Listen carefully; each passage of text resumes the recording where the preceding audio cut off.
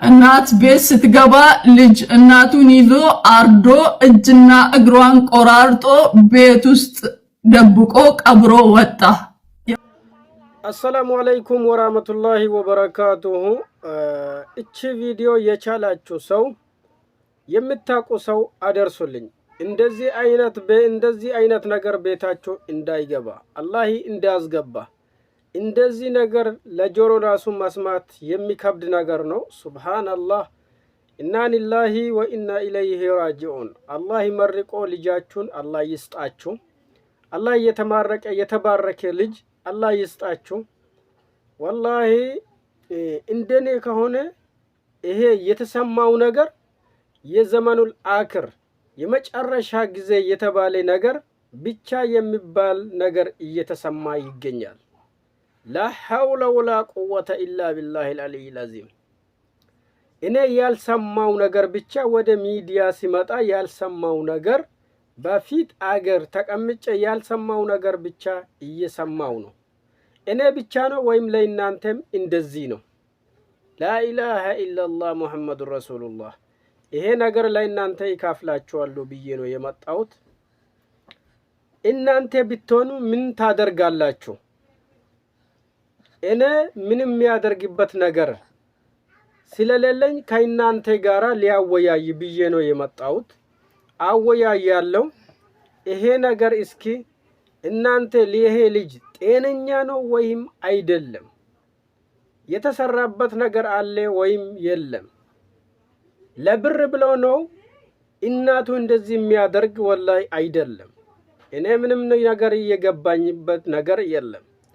እኔ በበኩሌ ከሆነ እኔ የሚሰማኝ ነገር ለእናንተ ምነግራቸው፣ እኔ ለእናቴ ይሞትለታለሁ እንጂ እሷን ጨክኜ አልገላትም። እሷን ጨክኜ ቆራርጬ አልገላትም። ገባችሁ? ይሄ ልጅ ሄቷ አልቅሳ እየተናገረች ነው። ወንድሜ በጣም አንድ ወንድም ነው ያለኝ። እናቴ በጣም እያስቸገረ ነበር። እናቴ ከሚያስቸግር አንጻር እንደውም ቤት እንዳልታድር ያደርጋታል። እሱ ብዙ ጊዜ ቤት አድርም። ወደ ቤት ሲመጣ ደግሞ በጣም ነው የሚያስቸግራት። ላኢላሃ ኢላላህ።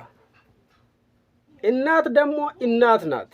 ልጁም ካላስቸገራትም ብዙ ፈተና ካደረሳትበትም ልጄ ነው ብላ ታምናለች። ለልጁ መስዋዕትነት ማትከፍልበት ነገር የላትም።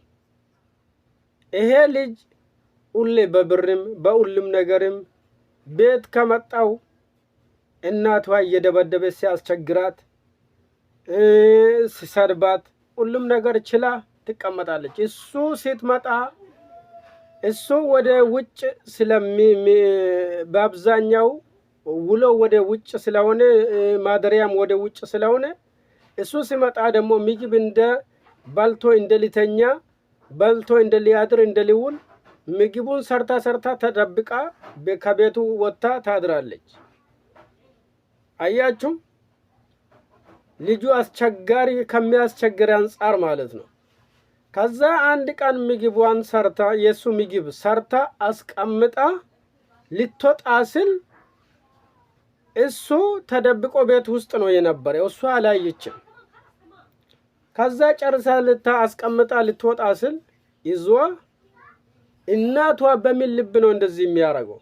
እናቱን ቆራርጦ በየአንዳንዱ ቆራርጦ ገሎት ቤት ውስጥ ይቀብራል። ላኢላሃ ኢላላህ።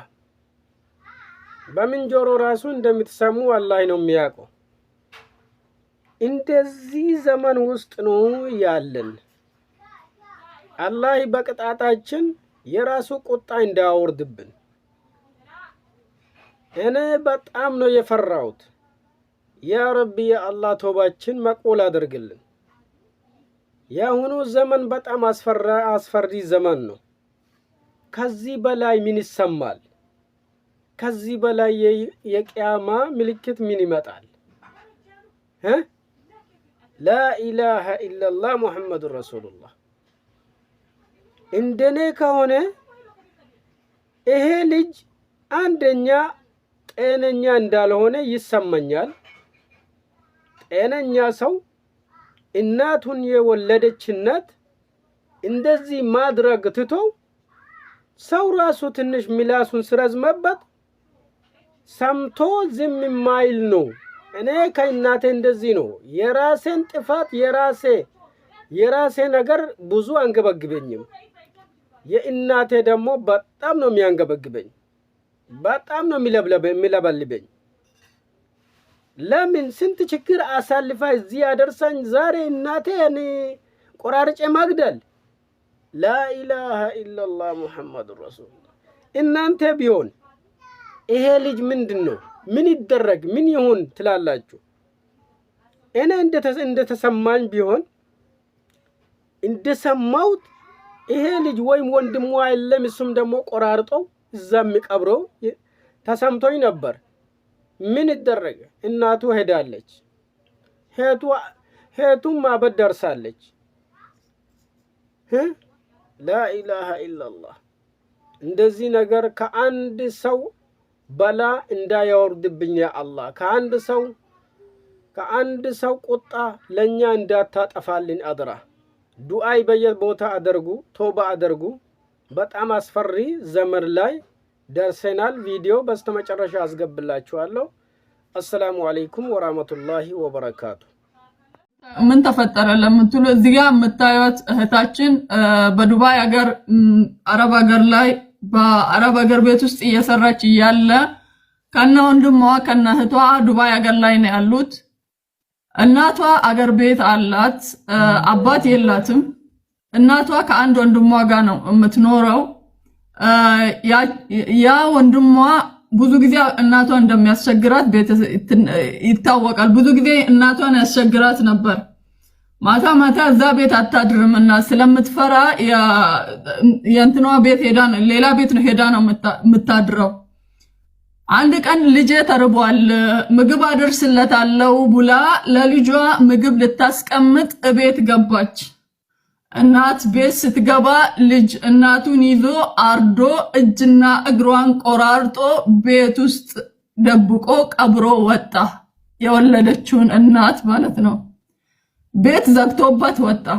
ሬሳው ለ4 ቀን ቤት ውስጥ በከተና በ5ኛ ቀን ግማቱን አላስችል ሲል የአካባቢው ማህበረሰብ ለፖሊስ ጥቆማ ሲያደርግ ቤቱን ከፍቶ ሲያዩት እጅ እግሯ የእናቷ እጅ እግር ተቆራርጦ ቤት ውስጥ ነው ያለው። ልጁ አሁን ላይ በህግ ስር ነው ተይዟል። አሁን እዚህ ጋር እኛ የምንፈልገው አንደኛ የኢትዮጵያ ህገ መንግስት ለዚህ ልጅ አሳማሚ ቅጣት ወይ የሞት ፍርድ እንዲፈረድበት ድምጽ እንድትሆኑ ነው። የሞት ፍርድ ሊፈረድበት ይገባል በዚህ ልጅ ላይ። ምክንያቱም ጤነኛ አይደለም እንዳይባል አርዶ መደበቁን እንዴት ሊያቅ ይችላል? ጤነኛ ካልሆነ ማለት ነው። ገሎ በእጅ እስከ መቆራረጥ ድረስ የወለደችውን እናት። ሁለተኛ እቺ እህታችን ቪዛ ከተሰራላት አረቢቷ ወይ ደግሞ እሷ ጋር የምትሰራው ሴትዮ 2 ወር ነው ልጅቷን ወጣ እንትን እንዳትል ከለከለቻት። አለቃትም እኔ እስክመጣ ድረስ ልጅቷን መልቀቅ አልችልም አለች። ልጅቷ ደግሞ እንደዚህ እያበደች ነው ያለችው። ወንድሟ ራሷን ስቶ ራሱን አያውቅም። በአሁኑ ሰዓት ላይ ሕክምና ላይ ነው ያለው። ስለዚህ የልጅቷን ከአረብ ሀገር ልጅቷን ለመውሰድ የሴትዮዋ ብር ሊከፈል ይገባል። ወንድሟንም ለመርዳት ብር ያስፈልጋል። በአላህና በመጨረሻው የምታምኑ እናት ያላችሁ ሁሉ ለዚች እህታችን እንድረስላት ነው። ከአረብ ቤት አንደኛ እናስወጣት፣ ወደ ሀገር ቤት መግባት ካለባት አስገብተን እንድትታገስ ሰብር እንድታደርግ ሁላችሁም የየትኛውም እምነት ተከታይ የሆናችሁ ሁሉ ድምጽ ናት። አላህ በሰጣችሁ ደግሞ ከጎኗ እንድትቆሙ እንጠይቃለን። ለዚህ እርዳታ አካውንት የተዘጋጀ ስለሌለ አንድ አካውንት ነው የመረጥነው። እሱም የአካውንት ቁጥሩ 1596